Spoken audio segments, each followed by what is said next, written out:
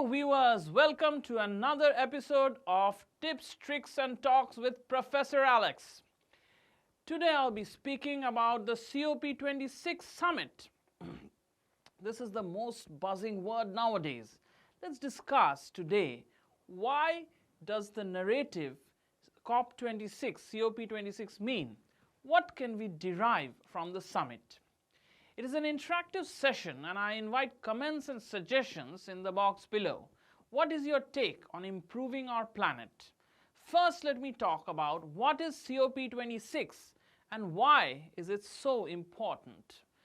COP26 is the 26th iteration of the Conference of the Parties to the UN Framework Convention on Climate Change, which is short form is UNFCCC.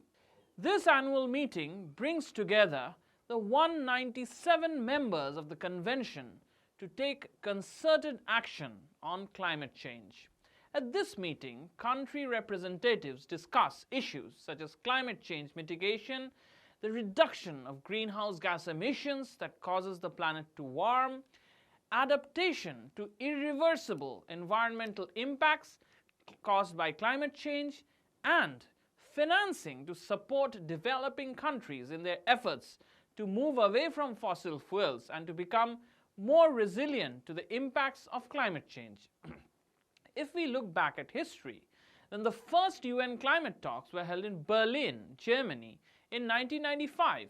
At the historic COP21 meeting held in 2015, the countries approved the Paris Agreement. This was a landmark deal under which each country was to submit its own pledge on emissions reductions and adaptation measures in a collective framework to keep global warming well below 2 degrees Celsius compared with pre-industrial levels. They also set an aspirational target of keeping warming within 1.5 degrees Celsius. This year, the meeting was held in Glasgow in the United Kingdom from 31st October to 12th November. This year's COP is the most significant climate meeting since 2015, when the Paris Agreement was launched. Countries are now expected to agree on a set of robust guidelines for the implementation of this agreement. This includes rules on how to measure and report each country's carbon emissions and how to increase the ambition over time. The talks at the Glasgow COP26 Summit ended with some hopes. However, it was not enough to change the world overnight. If every country that pledged is able to fulfill its pledges by 2030, we can expect the greenhouse emissions to be little less than it was predicted earlier.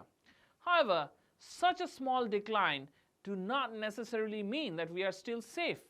An in-depth study was published in a report at the Center for International Climate Research by Ida Songasis revealed that the climate pledges of the countries related to the temperature outcome are very uncertain. Making use of the data was worked upon a year ago. Ida and her team found that the world could become warmer by 1.7 degrees Celsius to 3.8 degrees Celsius by 2100. In fact, there are various other supporting data from the recent COP26 summit that indicates the same. The 1.7 degrees Celsius might keep you thinking it may not be alarming at the moment and that we have a lot of time before it's too late. But what about 3.8 degrees Celsius? Can we afford to wait now? There has been some progress without fail at the summit.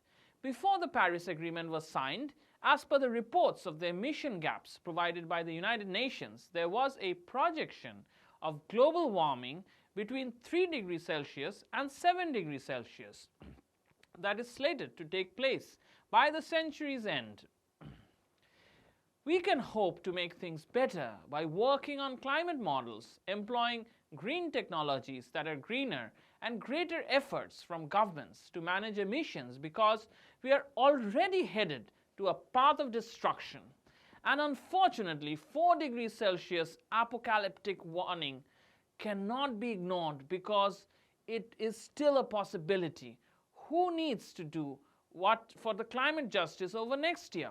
There are some of the vital actions and commitments that will be needed if COP26 is to deliver on its promise.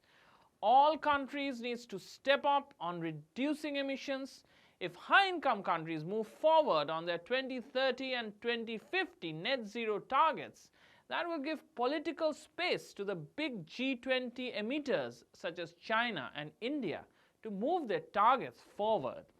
Given the historic responsibility of the countries that have grown rich over centuries of industrial growth, it will not seem as fair if the targets are equivalent for the newly industrialized nations. All of this will need accountability. Worldwide, civil society needs to hold governments, investors, and companies accountable on all claims made at COP26 and to push for increased commitments. The United Kingdom must work with Egypt to keep up the diplomatic momentum in the run-up to COP27, which is scheduled in November 2022. To do this, it should take a range of actions like, number 1, keep the team together that worked on COP26. Number 2, reinstate the commitment to 0.7% of gross national income and target to make it clear that the UK's increase in climate finance are more than just accounting tricks. Number 3, provide leadership on 2025 financial agenda, tightening definitions and shifting order of magnitude of climate finance upwards. And number 4, showing leadership on emissions domestically, halt fossil fuel subsidies and stop any future investments in fossil fuel projects. There was progress made at Glasgow, but it is fragile. From this point on, the momentum needs to build. Thank you so much for attending another episode of Tips, Tricks and Talks by Professor Alex. See you next time. Keep cheerful. Bye. Thank you, viewers, for watching another episode of the show Tips and Tricks by Professor Alex. Thank you so much.